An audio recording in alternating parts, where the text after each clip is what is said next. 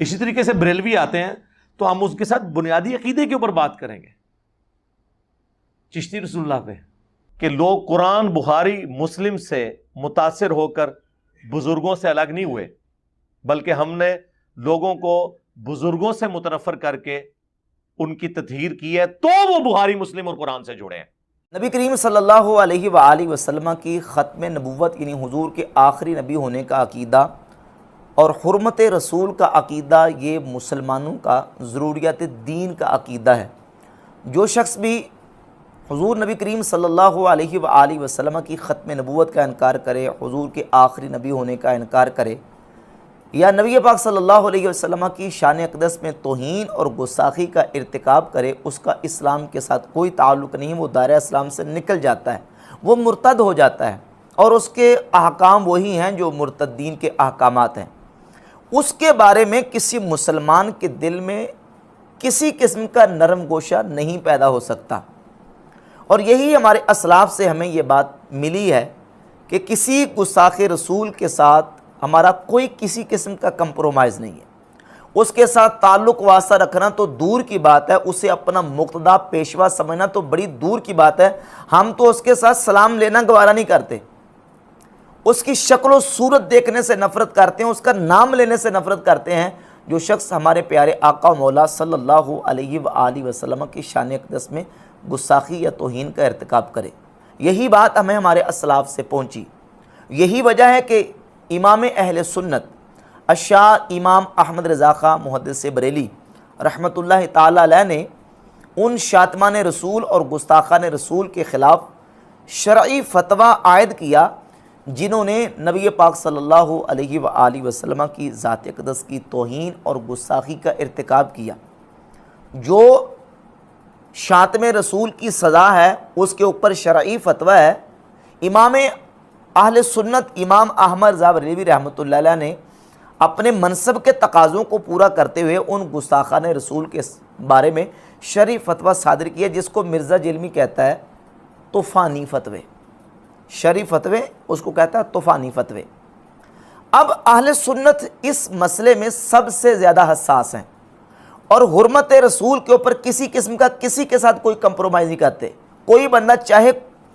کوئی بھی کسی مکتبے سے تعلق رکھتا ہو، کسی بھی کیٹیگری سے تعلق رکھتا ہو، گستاخ رسول کے ساتھ ہمارا کوئی کسی قسم کا کمپرومائز نہیں ہے، اور اس مسئلے میں سب سے زیادہ سخت اہل سنت و جماعت ہے، کیونکہ ہمیں یہ چیز اللہ کے فضل و کرم سے ہمارے اسلاف سے، صحابہ اکرام سے لے کر آج تک ہمارے اسلاف سے ملی ہے۔ اب اس عقیدت کو کیش کرنے کے لیے مرزا جیلمی نے ایک حربہ اختیار کیا، اور یہ بات باقاعدہ مرزا جیلمی نے، جیلمی چھوکرے نے، یہ چھوکرے کا لفظ میں اس لیے استعمال کر رہا ہوں کہ مرزا جیلمی چھوکرے کے لفظ کو نیگیٹو ورڈ نہیں جانتا۔ مرزا کی ڈکشنری میں چھوکرے کا لفظ ہے، یہ نیگیٹو ورڈ نہیں ہے، کیونکہ اس نے نبی پاک صلی اللہ علیہ وآلہ وسلم کی ذات اقدس کے بارے میں کہا کہ نبی علیہ الصلوۃ والسلام کو مدینہ کے یہودی کہتے تھے کہ وہ کل کا چھوکرا، یہ کل کا چھوکرا، حالانکہ نہ مدینہ کے یہودیوں نے یہ بات کہی، نہ نقلاً ثابت ہے اور نہ یہ عقلاً بات درست ہے۔ اور پھر اس کے بعد اس بات کو ڈیفینڈ کیا کہ نہیں یہ تو نیگیٹو ورڈ نہیں ہے۔ تو اس لیے میں کہتا ہوں کہ جیلمی چھوکرا یہ ہتھیار کے طور پر، اور اس نے یہ ایک بہانہ بنایا ہے، اور وہ بہانہ کیا کہتا ہے؟ جی میں ان کے سامنے قرآن و حدیث پیش کرتا ہوں، اور یہ قرآن و حدیث کو تو مانتے نہیں ہیں، تو میں نے قرآن و حدیث کو منوانے کے لیے کیا کیا ہے کہ ان کو ان کے بابوں سے متنفر کیا ہے۔ اور وہ کس طرح متنفر کیا، ان سے کس طرح بدظن کرنے کی کوشش کی، کہتا ہے کہ میں نے ان کے بابوں کی عبارات اور ان کی کتابوں کے اندر جو کفریہ چیزیں اور گستاخانہ لکھی ہیں وہ ہائی لائٹ کیے ہیں، تو میں نے پہلے ان کو بابوں سے متنفر کیا، اور پھر اس کے بعد میں نے بخاری مسلم کے ساتھ لوگوں کو جوڑا ہے، بابوں سے متنفر کر کے بخاری مسلم کے ساتھ، کیونکہ بابوں کی کتابوں میں توہین رسالت اور گستاخی رسول لکھی ہوئی تھی۔ اب چونکہ اہل سنت و جماعت تو اس مسئلے میں، حرمت رسول کے مسئلے میں بہت سخت ہیں گستاخوں کے خلاف۔ اب اس عقیدت کو مرزا جیلمی نے کیش اس انداز سے کیا ہے کہ دیکھیں جی وہ تمہارے بابوں کی کتابوں میں تو توہین رسالت لکھی ہوئی ہے، اللہ کے نبی کی گستاخی لکھی ہوئی ہے، تو کہتا میں نے پہلے بابوں سے متنفر کیا اور اس کے بعد میں نے بخاری مسلم کے ساتھ جوڑ دیا۔ اب سوال یہ پیدا ہوتا ہے کہ بابوں سے متنفر کر کے جس بخاری مسلم کے ساتھ تم نے جوڑنے کا دعویٰ کیا ہے، اس بخاری مسلم کے بارے میں تو تمہارا دعویٰ نہیں ہے نا کہ اس میں توہین رسالت ہے، اس میں تو گستاخی نہیں ہے نا کوئی، بابوں کی کتابوں میں تو تمہارے بقول گستاخی، تو بخاری مسلم میں تو کوئی گستاخی نہیں ہے نا۔ جب ہم مرزا جیلمی کے بیانات دیکھتے ہیں تو مرزا جیلمی صحیح بخاری کے بارے میں یہ سٹیٹمنٹ اور یہ دعویٰ کر چکا ہے کہ صحیح بخاری کے اندر 6982 نمبر روایت میں نبی علیہ الصلوۃ والسلام کی گستاخی کی گئی ہے، حضور کی توہین ہے۔ وہ جو بار بار اپنے آپ کو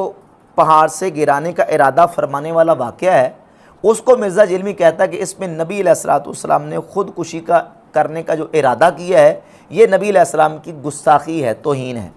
صحیح بخاری میں جو آیا ہے کہ نبی صلی اللہ علیہ وآلہ وسلم نے کئی مرتبہ خودکشی کی کوشش کی، کیا ایسی بات پیغمبر اسلام کے شایان شان صحیح معلوم ہوتی ہے؟ کیا ایسی روایات بیان کرنا صراحتاً گستاخی نہیں ہے؟ بات یہ کہ واقعتاً یہ یعنی گستاخانہ چیز ہے، پیغمبر کے بارے میں یہ امیجن نہیں کیا جا سکتا کہ وہ خودکشی کی کوشش کریں گے۔ تو صحیح بخاری کے 6982 نمبر روایت میں 6982 میں تو رسول اللہ کی گستاخی ہے۔ بابوں سے تو تم نے متنفر کر دیا، جس بخاری کے ساتھ جوڑا ہے اس بخاری کے بارے میں تم یہ دعویٰ کر رہے ہو کہ اس میں توہین رسالت ہے، اس میں رسول اللہ کی گستاخی ہے۔ اب اس 6982 کا جواب یہ دیتا ہے کہ نہیں جی ہے تو توہین، لیکن اصل میں یہ ہے کہ یہ متصل سند کے ساتھ نہیں ہے واقعہ، اس میں امام زہری جو ہے نا وہ یہ بیان کر رہے ہیں کہ ہمیں یہ بات پہنچی ہے، یعنی یہ بات بلاغات زہری میں سے ہے، متصل سند کے ساتھ نہیں ہے، تو اس لیے یہ رسول اللہ کی گستاخی ہے، توہین ہے، گستاخانہ واقعہ ہے۔ لیکن اتنی بات کہہ کے مرزا جی جان نہیں چھوٹے گی، کیونکہ پھر سوال اٹھے گا کہ امام بخاری اس واقعے کو اپنی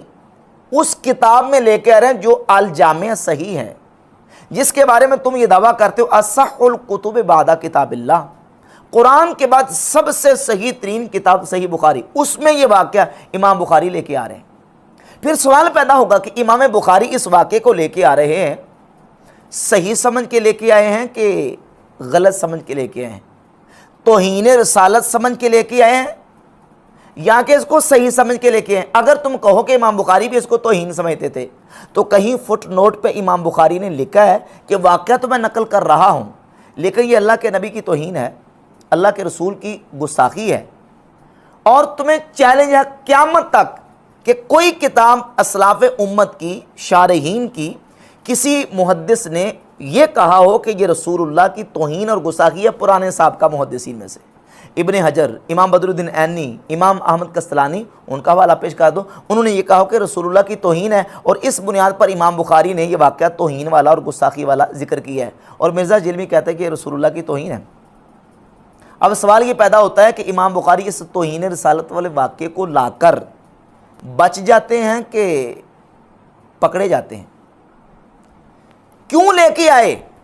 اگر لے کے آئے ہیں تو ساتھ لکھا ہے کہ یہ توہین رسالت ہے، اگر نہیں لکھا تو اس کا مطلب یہ ہے کہ یہ واقعہ ان کے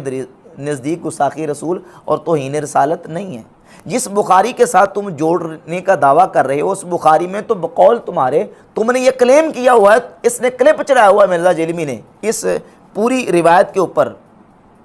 کہ رسول اللہ صلی اللہ علیہ وسلم نے خودکشی کرنے کا ارادہ فرمایا، اس پر کلپ چڑھایا ہوا ہے اور اس کو گستاخی قرار دیا۔ تو جس بخاری کے ساتھ جوڑنے کا دعویٰ کر رہے ہو اس میں تو توہین رسالت ہے۔ اور پھر مرزا جیلمی سے مرزا کے دیرینہ ساتھی علی الحسن نقوی صاحب نے سوال کیا کہ آپ بخاری کا دفاع کرتے ہیں اور صحیح بخاری میں تو جتنے منکرین حدیث ہیں وہ سارے کے سارے صحیح بخاری کو کوٹ کرتے ہیں، اس میں جو واقعات لکھے ہوئے ہیں، تو آپ صحیح بخاری کا دفاع کرتے ہیں، وہ واقعات کون سے ہیں؟ اس میں ایک تو واقعات آپ کے سامنے رکھتا ہوں کہ جو منکرین حدیث پیش کرتے ہیں۔ مثلا صحیح بخاری میں ایک تو یہی خودکشی والا واقعہ جس کو مرزا نے توہین رسالت قرار دیا، اور ایک صحیح بخاری میں 364 نمبر روایت ہے، میں اس کا ترجمہ اسلام 360 وابیوں کی ایپ سے پڑھ کے سنا دیتا ہوں کہ رسول اللہ صلی اللہ علیہ وآلہ وسلم نبوت سے پہلے کعبہ کے لیے قریش کے ساتھ پتھر ڈو رہے تھے، اس وقت آپ تہمت باندھے ہوئے تھے۔ آپ صلی اللہ علیہ وآلہ وسلم کے چچا عباس نے کہا کہ بھتیجے کیوں نہیں تم تہمت کھول لیتے اور اسے پتھر کے نیچے اپنے کانوں پر رکھ لیتے تاکہ تم پر آسانی ہو جائے۔ جابر نے کہا کہ آپ صلی اللہ علیہ وآلہ وسلم نے تہمد کھول لیا اور کاندھے پر رکھ لیا، اسی وقت غشی کھا کر گر پڑے، اس کے بعد آپ کبھی ننگے نہیں دیکھے گئے۔ صحیح بخاری کے اندر 364 نمبر جو روایت ہے، اس روایت کا جو خلاصہ ہے وہ یہ ہے کہ آپ صلی اللہ علیہ وآلہ وسلم نے اپنا تہمد کھول کے اپنے کندھے پر رکھ لیا، اور قریش کے لوگ بھی وہاں موجود تھے اور کعبہ کے لیے پتھر ڈو رہے تھے، اور آپ صلی اللہ علیہ وآلہ وسلم ننگے ہو گئے، اور اس کے بعد آپ علیہ الصلوۃ والسلام کو کسی نے ننگا نہیں دیکھا۔ صحیح بخاری کے اندر یہ واقعہ 364 نمبر روایت موجود ہے۔ بخاری مسلم کی کئی ایسی حدیث ہیں جو کہ جتنے گستاخانے رسول دنیا میں گزرے ہیں وہ سارے انہی کو کوٹ کری جا رہے ہیں۔ قاری نیب ڈار صاحب نے کہا جی میں نہیں مانتا ان کو، سندوں کی چھوڑ دو میں نہیں مانتا، جیسے آپ نے کہا طریف علی، ان کا آپ کیوں دفاع کرتے ہیں؟ ہم احادیث کی تعویل کرتے ہیں، اور میں بار بار بھی کہوں گا نیب ڈار صاحب کو بھی، غامدی صاحب اور ان کے ساتھیوں کو،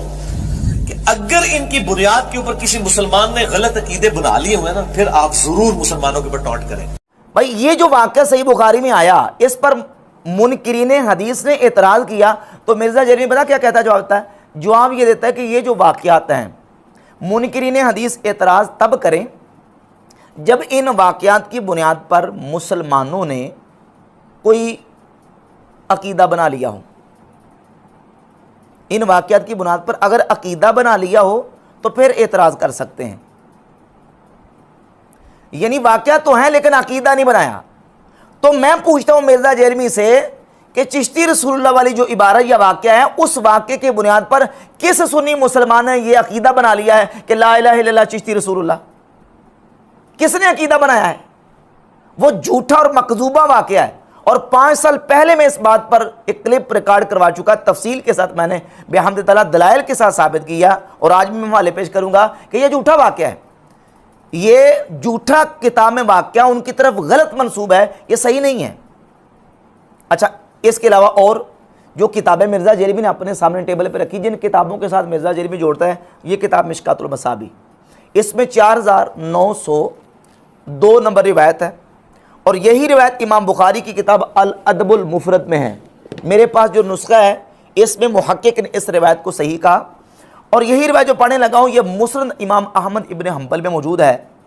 جس کے بارے میں مرزا کہتا ہے جی اس روایت کو ماننے اور بے ایمان ہو جائیں، اور یہ رسول اللہ کی گستاخی۔ اور یہ تو بڑی بڑی گستاخانہ روایتیں ہیں۔ پھر مسند احمد کے اندر روایت ہے، الادب المفرد امام بخاری کی کتاب میں موجود ہے۔ بخاری کی ہر کتاب کی ہر روایت تو درست نہیں ہے کہ جو شخص اپنے جاہلی نسب پر فخر کرے، جیسے زمانے جاہلیت میں لوگ فخر کرتے تھے میں تو فلاں اونچے خاندان سے ہوں، تو اسے کہو کہ تمہیں اس نسب کے اوپر فخر ہے نا تو اپنے باپ کی شرمگاہ کاٹ کے اپنے منہ میں رکھ لو۔ اور وہ روایت کیا ہے کہ نبی پاک علیہ الصلوۃ والسلام نے فرمایا، ان تعزا بعزاء الجاہلیت فاعدوہ ولا تکنوا، جو اپنے جاہلیت کے نسب پہ فخر کرے تو تم اسے کہو کہ اپنے باپ کا اعلیٰ تناسل کاٹ کے منہ میں رکھ لو اور کنایا نہ کرو۔ کہتا ہے کہ دیکھیں یہ تو نبی علیہ السلام کی توہین ہے، گستاخی ہے، نبی علیہ السلام اس طرح کی بات کیسے فرما سکتے ہیں؟ اس کو صحیح مانے اور بے ایمان ہو جائے۔ اور اس کو صحیح کس نے مانا ہے؟ ناصر الدین البانی نے، اور وہابی علماء کی ایک فہرست ہے پوری جنہوں نے اس روایت کو صحیح مانا ہوا ہے، اور اس روایت کو امام بخاری الادب المفرد میں لے کے آئے، امام احمد بن حنبل مسند احمد بن حنبل میں لے کے آئے، اور صاحب مشکات اس کو مشکات المصابیح میں لے کے آئے۔ یہ جو مرزا کے ٹیبل کے اوپر پڑی ہوتی ہے، جن کتابوں کے ساتھ کہتا ہے میں جوڑ رہا ہوں، اور اسی روایت کے بارے میں مرزا یہ کلیم کر چکا ہے کہ یہ توہین رسالت ہے، اس کو مانے اور بے ایمان ہو جائے۔ اب سوال یہ پیدا ہوتا ہے کہ یہ کتابوں میں آئیں تو تم نے کبھی یہ کہا ہے کہ ان کتابوں کو چھاپنا بند کر دو، ان کتابوں سے یہ نکال لو، ان کتابوں کو بند کر دو، پابندی لگا دو، بین کر دو؟ جو تم نے ٹیبل کے اوپر رکھی ہوئی ہیں، کشف المحجوب ہو، حشت بہشت ہو، وہ ہم ٹیبل پہ رکھ کے بات نہیں کرتے، ان کا تو درجہ بہت بعد میں، سب سے پہلے قرآن ہے، حدیث ہے، فقہ ہے، اور اس کے بعد جا کے درجہ آتا ہے تصوف کی کتابوں کا، اور ان تصوف کی کتابوں کے بارے میں ہمارا نظریہ اور ہمارے اسلاف اور اکابرین کا نقطہ نظر کیا وہ انشاءاللہ میں آپ کے سامنے والے پیش کروں گا۔ اسی طریقے سے بریلوی آتے ہیں تو ہم اس کے ساتھ بنیادی عقیدے کے اوپر بات کریں گے، چشتی رسول اللہ پہ، اور پھر اوپر سے اس نے جھوٹا یہ بہتان لگایا اور افترا باندھا کہ چشتی رسول اللہ یہ بریلویوں کا بنیادی عقیدہ ہے۔ لعنت اللہ علی الکاذبین، جھوٹوں پر خدا کی لعنت ہے۔ کون بریلوی مسلمان ہے؟ آپ کسی ریڑھی چھاپڑی لگانے والے بالکل سمپل سادہ بندے سے جا کے پوچھ لیں، وہ اس واقعے کو کہے گا کہ جناب چشتی رسول اللہ کہنا درست ہے یا چشتی رسول اللہ کلمہ پڑھنا صحیح ہے؟ میں کہتا ہوں جو بندہ یہ کہے کہ چشتی رسول اللہ کلمہ پڑھنا صحیح ہے، کافر ہے وہ بندہ، وہ دائرہ اسلام سے خارج ہے جو یہ کہے کہ چشتی رسول اللہ کلمہ پڑھنا درست ہے، کلمہ پڑھنا صحیح ہے۔ بلکہ ہمارے امام اہل سنت الشاہ امام احمد رضا خان محدث بریلی رحمۃ اللہ تعالی علیہ کا یہ فتاوی ہے، فتاوی رضویہ، جلد نمبر 15 صفحہ نمبر 719 پہ انہوں نے واضح لکھا ہے کہ جو شخص یہ کہے کہ میں اللہ کا رسول ہوں، انا رسول اللہ، او قال بالفارسیت من پیغمبرم، یا فارسی میں یہ کہے کہ میں پیغمبر ہوں، یرید بہی من پیغامی برم، اور مراد اس کی یہ ہو کہ میں پیغام لانے والا ہوں، پیغمبر کہنے سے مراد کچھ اور لیتا ہو تو تب بھی وہ کافر ہو جائے گا۔ اتنی بھی اجازت نہیں ہے کہ کوئی بندہ اپنے آپ کو رسول اللہ کہے یا اپنے آپ کو پیغمبر کہے۔ تو چشتی رسول اللہ کلمہ پڑھنے کے کیسے ہم کہہ سکتے ہیں یہ کلمہ درست ہے؟ ہم تو کہتے ہیں یہ کفریہ ہے، جو بندہ یہ کہے کہ چشتی رسول اللہ پڑھنا درست ہے وہ کافر دائرہ اسلام سے خارج ہے، اور یہ کہتا ہے بریلویوں کا بنیادی عقیدہ ہے۔ کس بنیاد پہ؟ وہ حشر بہشت کے اندر ایک جھوٹا واقعہ ہے، اس بنیاد پہ۔ سب سے پہلے یہ بات سمجھیں کہ حشر بہشت کے اندر جو 8 رسالے جمع ہیں ان میں ایک رسالہ ہے فوائد السالکین، اس فوائد السالکین رسالہ میں یہ جھوٹا واقعہ موجود ہے، جس کے بارے میں انشاءاللہ میں تصریحات پیش کرتا ہوں کہ ہمارے آئمہ نے، ہمارے اسلاف نے اس بات کی صراحت کی ہے کہ چشتی مشائخ کی طرف جو کتابیں منسوب ہیں ان میں بہت ساری ایسے رسائل اور کتابیں ہیں جو جھوٹے ان کی طرف منسوب ہیں۔ ان میں سے ایک حوالہ سنیں، فتاوی رضویہ شریف، جلد نمبر 15 ہی سے صفحہ نمبر 555 اور 556۔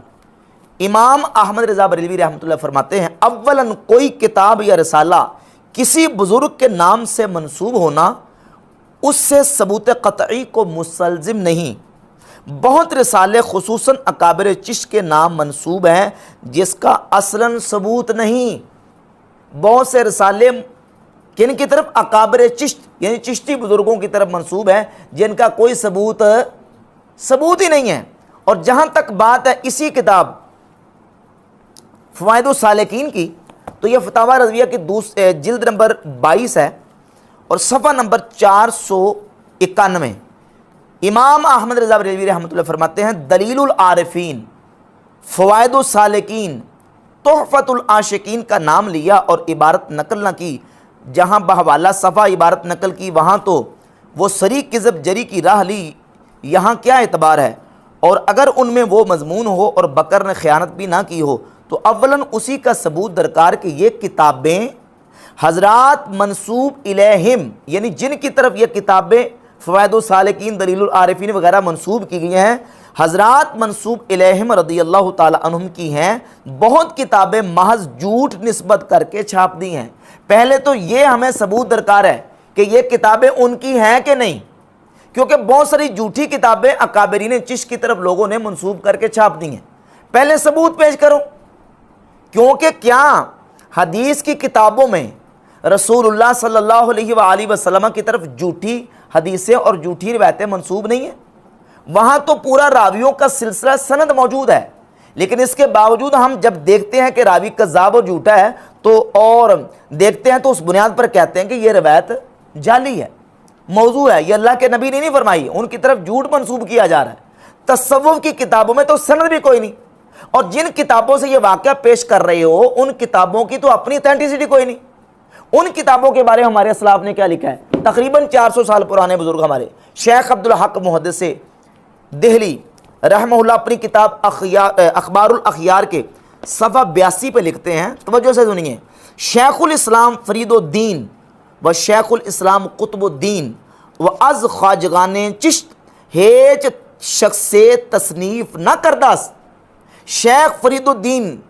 اور قطب الدین بختیار کاکی اور چشتیوں کے مشائخ میں سے کسی شخص نے بھی تصنیف نہ کرداست، کوئی کتاب نہیں لکھی۔ शेख अब्दुल हक मुहद्दिस दिल्ली रहमतुल्लाह फरमाते हैं शेख फरीदुद्दीन गंजशकर ने और कुतुबुद्दीन बख्तियार काकी ने किताबें कोई नहीं लिखी, मशाइख चिश्ती ने किताबें कोई नहीं लिखी, और ये जो किताबें उनकी तरफ मंसूब हैं इनकी सनद दरकार है कि ये उनकी किताबें हैं भी कि नहीं। और फिर झूठे वाक़यात, और इसमें ऐसे ऐसे किस्से लिखे हैं कि जिनका हकीकत के साथ कोई ताल्लुक़ नहीं। इमाम अहले सुन्नत रहमतुल्लाह तआला अलैह ने बिल्कुल वाज़ेह अंदाज में इस बात की सराहत कर दी कि ये किताबें उनकी तरफ झूठी मंसूब हैं। और फिर जिल्द 22 के सफ़ा 515 पे लिखते हैं कि अकाबिर औलिया इज़ाम रदी अल्लाह ताला अन्हुम के इरशादात कसीरा से साबित किया है कि शरीयत मुतहरा सब पर हुज्जत है और शरीयत मुतहरा पर कोई चीज़ हुज्जत नहीं। हज़रात औलिया जिनकी विलायत साबित व मुहक्कक है, उनसे जो कौल या फ़ेल या हाल ऐसा मनकूल हो कि बज़ाहिर खिलाफ शरा मुतहर हो, अव्वलन अगर वो सनद सही व वाजिबुल एतमाद से साबित नहीं, नाकिल पर मरदूद है और दामन औलिया से पाक। हम उसको नाकिल पर रद्द कर देंगे कि नकल करने वाले से गलती हुई है, नकल करने वाले से ख़ता हुई है, औलिया का दामन इससे पाक है। और हुई है गलतियाँ, नाकिलीन ने पता नहीं क्या क्या कुछ अल्लाह के नबी सल्लल्लाहु अलैहि वसल्लम की तरफ मंसूब कर दिया, सहाबा इकराम की तरफ मंसूब किया। नाकिलीन से गलतियाँ होती है, उसकी मैं आपके सामने 2 मिसालें रखता हूँ। नाकिलीन से क्या क्या गलतियाँ होती हैं। ये किताब है तारीख़ तबरी, और यह है किताब हाफिज़ इब्न कसीर की अल बिदाया व निहाया, अल बिदाया व निहाया और तारीख़ तबरी, दोनों किताबों में ये वाक़या मौजूद है कि सैयदना अमर इब्न आस रदी अल्लाह ताला सहाबी रसूल मिस्र के लोग आए हज़रत अमीर मुआविया रदी अल्लाह ताला अन्हु से मिलने के लिए। तो अमर इब्न आस रदी अल्लाह ताला अन्हु ने उनसे कहा कि तुमने अमीर मुआविया के पास जाना है तो जाके उनको खलीफा नहीं कहना, अमीर नहीं कहना, जब सलाम लेना है। तो वो अहले मिस्र जब आए तो आके क्या कहा उन्होंने, ये दोनों किताबों में वाक़या मौजूद है, तारीख़ तबरी अल बिदाया व निहाया। आके कहने लगे अस्सलामु अलैका या रसूल अल्लाह। ये मिस्र के लोग आए, उस ग्रोह ने हज़रत अमीर मुआविया को रसूलुल्लाह कहा। ये दोनों किताबों में वाक़या मौजूद है। अब सवाल ये पैदा होता है वाक़या सही है झूठा है, ये किसी झूठा वाक़या किसी ने मंसूब कर दिया उनकी तरफ, जबकि तारीख़ की जो बहुत बड़ी किताब है तारीख़ तबरी और अल बिदाया व निहाया में हाफिज़ इब्न कसीर ने वाक़या नकल किया, उसका रद्द भी नहीं किया। तो नाकिलीन ने, रिवायत करने वालों ने कितने कितने झूठे वाक़यात सहाबा इकराम की तरफ, नबी पाक सल्लल्लाहु अलैहि वसल्लम की ज़ात अक़दस की तरफ मंसूब की। इसी तरह औलिया अल्लाह और उम्मत के उलमा की तरफ झूठे वाक़यात मंसूब हुए। और नाकिल की गलती की एक मिसाल मैं मिर्ज़ा जेलमी से पेश करता हूँ। वो इस तरह कि मिर्ज़ा जेलमी ने रिसर्च पेपर लिखा है, रिसर्च पेपर नंबर 2 अंधाधुंध पैरवी का अंजाम, और इसमें उलमा का नज़रिया नंबर 13 लिखा है। और इस उलमा के नज़रिया नंबर 13 में मिर्ज़ा जेलमी ने इस किताब हश्त बहिश्त जो कि शबीर ब्रादर्स से छपी है, इसमें फ़ायदुस सालिकीन है और सफ़ा नंबर इसका 19 है, यहाँ भी सफ़ा नंबर 19, और इसी किताब से नकल किया हवाला। जब हम सफ़ा नंबर 19 निकालते वही चिश्ती रसूलुल्लाह वाला वाक़या, तो उसमें यह बात मौजूद है कि एक शख्स ख्वाजा मोइनुद्दीन अजमेरी रहमतुल्लाह के पास आया और उसने कहा मैं आपका मुरीद होना चाहता हूँ। तो ख्वाजा साहब ने कहा कि पढ़ो चिश्ती रसूलुल्लाह। ख्वाजा साहब ने आने वाले को कहा कि चिश्ती रसूलुल्लाह को ये वाक़या हश्त बहिश्त के सफ़ा 19 पर ख्वाजा साहब की तरफ मंसूब है, जबकि मिर्ज़ा जेलमी ने यह वाक़या अपने रिसर्च पेपर नंबर 2 उलमा का नज़रिया नंबर 13 के तहत जिक्र किया। तो कहा कि ख्वाजा कुतुबुद्दीन बख्तियार काकी के पास बंदा आया और कुतुबुद्दीन बख्तियार काकी ने उसको ये कहा कि पढ़ो चिश्ती रसूलुल्लाह। उसी किताब से मिर्ज़ा ने नकल किया है, लेकिन नकल करने में मिर्ज़ा से ख़ता हुई है, मिर्ज़ा से गलती हुई कि जो वाक़या मनसूब है ख्वाजा मोइनुद्दीन की तरफ, मिर्ज़ा ने नकल किया है ख्वाजा बख्तियार काकी की तरफ मंसूब करके, वही किताब, वही एडिशन, वही सफ़ा। तो मतलब क्या निकला, नतीजा क्या निकला कि गलती हुई। जब मिर्ज़ा जेलमी असल किताब से अपने रिसर्च पेपर में नकल करे ख़ता हो सकती है, तो बाकी जो नाकिलीन हैं 800 साल पुराने बुजुर्ग की तरफ एक वाक़या मंसूब कर रहे हैं, उन्होंने क्या क्या कुछ किया होगा, क्या क्या उन्होंने गोल खिलाए होंगे। तो ये झूठा वाक़या तसरीहात आइमा से और अहले सुन्नत व जमात के बुज़ुर्गों से मैंने बेहमद ताला इमाम अहले सुन्नत इमाम अहमद बरेलवी रहमतुल्लाह, शेख अब्दुल हक मुहद्दिस दिल्ली रहमतुल्लाह से साबित कर दिया कि ये मशाइख चिश्त की तरफ ये इस तरह की बातें और वाक़यात झूठे मंसूब हैं। अब ये कहता जी कि फ़तवा क्यों नहीं लगाते फिर, ان پر فتویٰ لگائیں. اگر آپ یہ کہتے چشتی رسول اللہ کہنا یہ کفر ہے تو ان پہ فتویٰ لگائیں. یہی سوال مرزا جیلمی سے ہوا کہ مرزا صاحب آپ پھر فتویٰ کیوں نہیں لگاتے؟ تو مرزا پتہ کیا کہتا؟ مرزا کہتا جی اس میں احتمال ہے اتنے پرانے بزرگ ہیں تو ہو سکتا ہے کہ ان کی طرف لوگوں نے جھوٹی باتیں منسوب کر دی ہوں. عبارت پہ فتویٰ لگاتے ہیں اور پھر اس میں یہ بھی چانس ہوتا ہے جو بہت پرانا بزرگ ہو سکتا ہے اس کی طرف کوئی بات منسوب کر دی گئی ہو. ہم نے اس لیے پکڑی ہوئی ہے کہ ان کے جو پیچھے چل رہے ہیں نا لوگ، وہ تو کہتے ہیں یہ انہی کی باتیں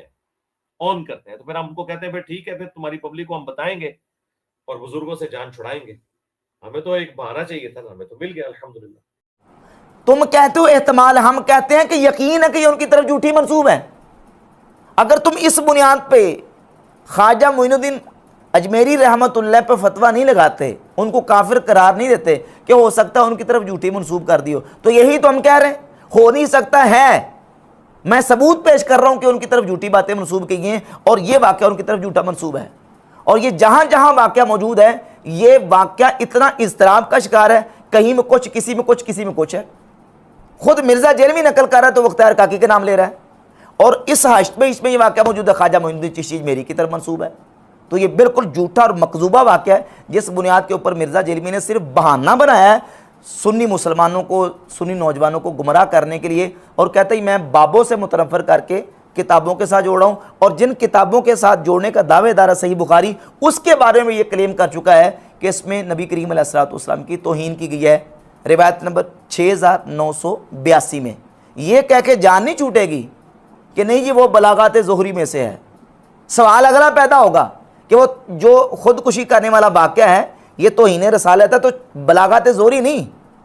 اس کی متصل سند پیش کر دیں گے. صرف مسئلہ یہ ہے کہ امام بخاری اس کو لے کے کیوں آئے؟ اگر لے کے آئے تو ساتھ نیچے لکھا کہ یہ توہین رسالت ہے، یہ رسول اللہ کی گستاخی ہے، کیوں نہیں لکھا؟ پھر تم نے یہ کہا ہے کہ دارالسلام کو کہ اس کو نکال دو، اس کو چھاپنا بند کر دو. سارا زور اور سارا غصہ صوفیہ اور تصوف کی کتابوں کے اوپر کیوں ہے؟